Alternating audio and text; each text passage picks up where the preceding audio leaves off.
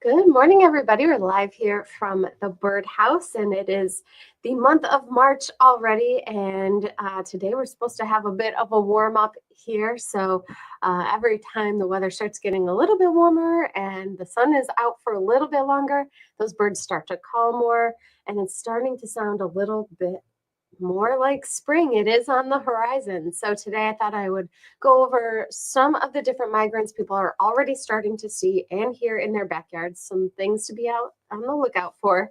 And of course, we still have a lot of our winter residents here right now, too. So, as always, we love to know what kind of things you're seeing. You can put those in the comments, any kind of sightings you have. If you have questions, you can throw those in there too, or you can just say hi. So, March is a really fun month. And we'll talk more about things like bluebirds and nesting birds in the coming weeks. But on March is when some birds will start nesting. It's a little early as far as where we are in upstate and western New York. It can happen sometimes as early as March as far as songbirds go. Usually it's about April when they really start to nest, but some birds, like the bluebird that's behind me here, are known to nest as early as March, but it is quite early for them. But you never know, depending on how the weather is, and you just never know when they'll start. So we'll be out on the lookout for that as well. So we will get started here. We've got lots of things happening here at the store. So that's what I'm going to start with. First of all, we've got our caption contest going on again. And we've got this photo, which is the newest photo for our caption contest. You don't have to be local even to participate. All you have to do is come up with a fun caption for this photo here, which was submitted during our photo contest by Corwin Michaels. And basically, we have this picture posted on our Facebook page, and whoever comes up with the most creative or humorous, silliest caption that gets the most likes or loves, the most reactions total, will win a $25 gift certificate to the birdhouse. So it doesn't cost anything to enter. You just go onto our Facebook page, find this photo, and put in your caption. Easy as that. So the deadline for comments and reactions is the end of the day on the 8th, which is this Saturday, I believe it is. Yes, this Saturday. So you still have some time to enter, but totally free to enter. So give it a whirl and see how it goes. Also, we've been planning lots and lots of events, and we just started announcing a whole bunch of them. And so you can find those on our website. We've got a whole bunch of those listed on our website already, which is thebirdhouseny.com. So you can go on there, click on upcoming events, and we've got a whole bunch on there for you to choose from, including our birding cruises. We had birding cruises in 2023. They were super popular, and so those are back this year. We took a year off with our 30th anniversary last year. It was pretty busy around the store, and now we're able to focus on some more and different and new events again, including the birding cruises. So we've got 6 scheduled. 5 of them are on the Rivery boat here, shown here, which will tour the Genesee River. And we did one of those before, and the birding was really good on there. And then we've also booked the Colonial Belle, which is a larger boat that has a totally open deck on the top.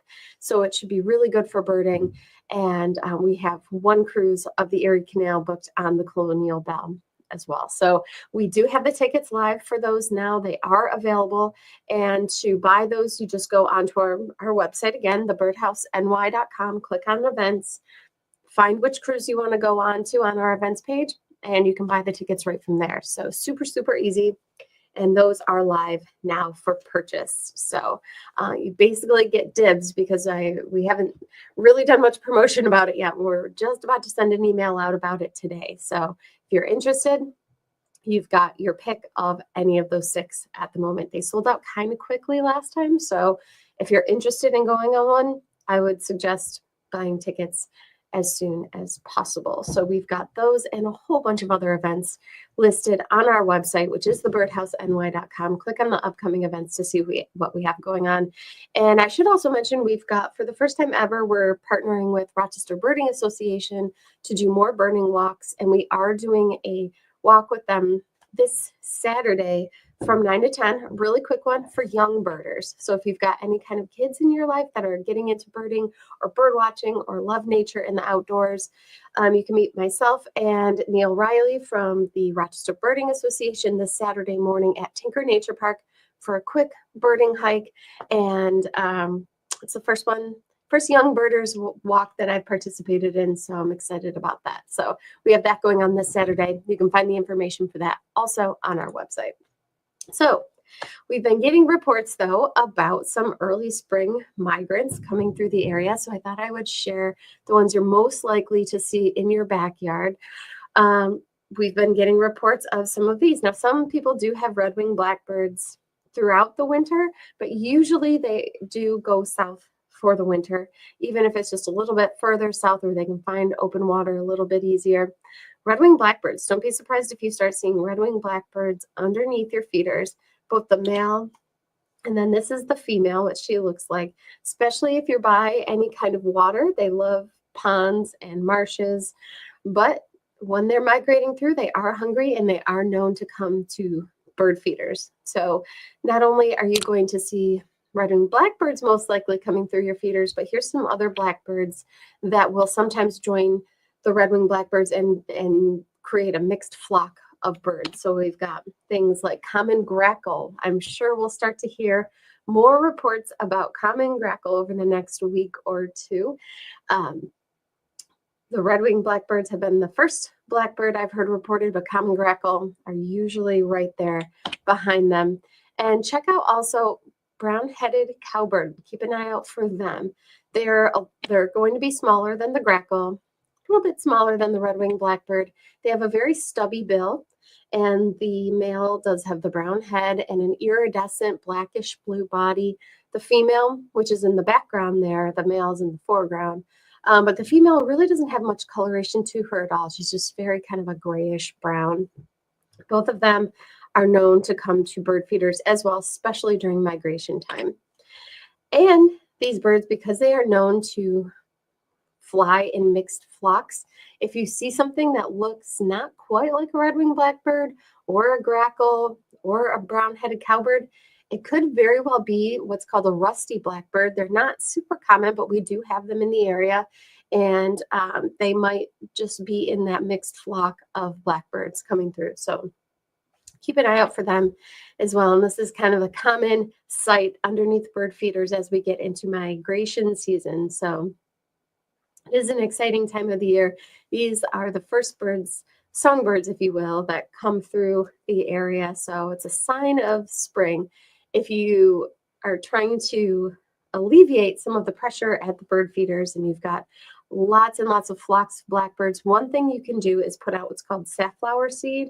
We do have quite a few customers who switch from their normal seed blend to just straight up safflower during this time when the blackbirds are flocking to the feeders, because the blackbirds don't like the safflower seed, so they tend not to eat that. So that's one thing you can put out if you want to keep feeding the birds as they're migrating through, but can keep those blackbirds at bay. Consider switching to the safflower seed.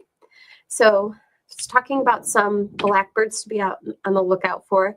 Here are some other birds in the blackbird family that are also migratory, that you also might start to see. This is what's called an eastern meadowlark, and the eastern meadowlark is one of these birds that's on big decline because they are a grassland species, and the grasslands are becoming there's less and less and less of them for these birds to breed in.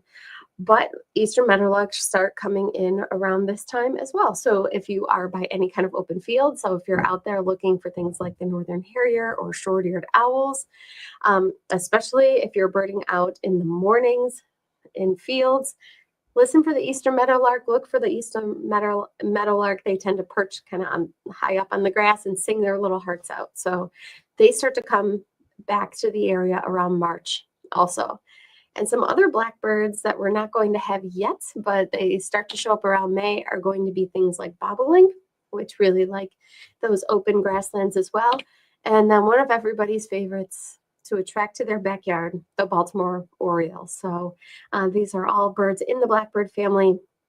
The bobolinks and the orioles really don't start coming back until early May, but that'll be here in about a couple of months. We'll start to get reports of Baltimore Orioles that are coming into the area, which is always fun. And then just showing some of your photos of some interesting things that have come through.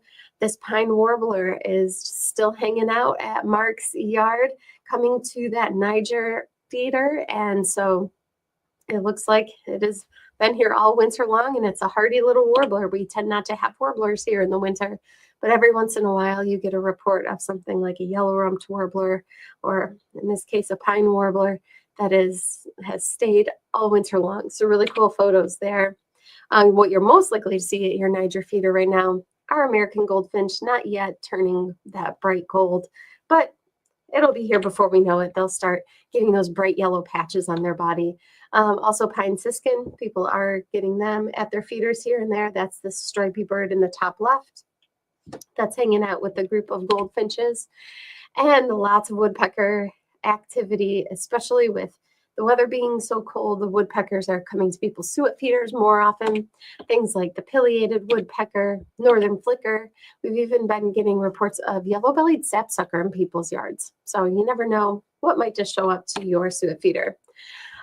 There's been waterfowl coming through, and we've talked a lot about the snow goose migration. There has been some snow goose movement out by the Finger Lakes, down kind of a little bit further south from us. In the Finger Lakes area, some snow goose moving around, and then other waterfowl will start to kind of migrate back to this area. Things like wood duck, you might start to see more of those around too. So we'll get into more of the duck migration as it starts to flow through. But if you're by the water, keep an eye out for some great blue heron. If they can find some open water, you might just see them in the wintertime, like this photo here sent in by Mark of a great blue heron ice fishing at the Erie Canal. Really cool photos there. And then lots of eagle action too. Same kind of story. If you can find open water, don't be surprised if you see some eagles. Here's some juvenile eagles here. These photos sent in again by Mark, and adults as well. So especially around Irondequoit Bay is a great place to look for eagles. If you're looking for an easy place to just kind of pull off and look for eagles quick, Irondequoit Bay is fabulous for that. Any kind of big body of open water. So anywhere along Lake Ontario is another great spot to look for things like bald eagle. And it won't be long before we start hearing reports of their little nestlings hatching as well. So some things to be out on the lookout for. And then, of course, I love this photo that Mark sent in of a little screech owl that he saw at 5 a.m. when getting ready for work. So they are resident birds. They're here all year round, and they might start to nest when we're talking about some birds that start nesting early. Screech owl will sometimes start nesting in March or April. The birds of prey tend to nest earlier than the songbirds do. So if you're looking to attract screech owl, we do have screech owl boxes, and you can put those up and they will nest in cavities. They're a cavity nesting bird. So thank you guys so much for watching. That is everything we have for you today. We'll be back on Saturday with another broadcast, and who knows, there might be even more things flowing in by that time. But as always, you can send in your photos to us. We've got all kinds of events going on. I'm excited about the bird walk on Saturday, so feel free to join us on that. And check out all the other events we have coming up too. We've got telescope nights. We have more bird walks. We've got lots of author events in the store. So we're still creating our calendar, and there's going to be more to come. But we've got lots going on this year. So excited about that. But thank you guys all for tuning in, and we'll be back on Saturday with another broadcast. And until then, have a great day and have a great week. Bye-bye.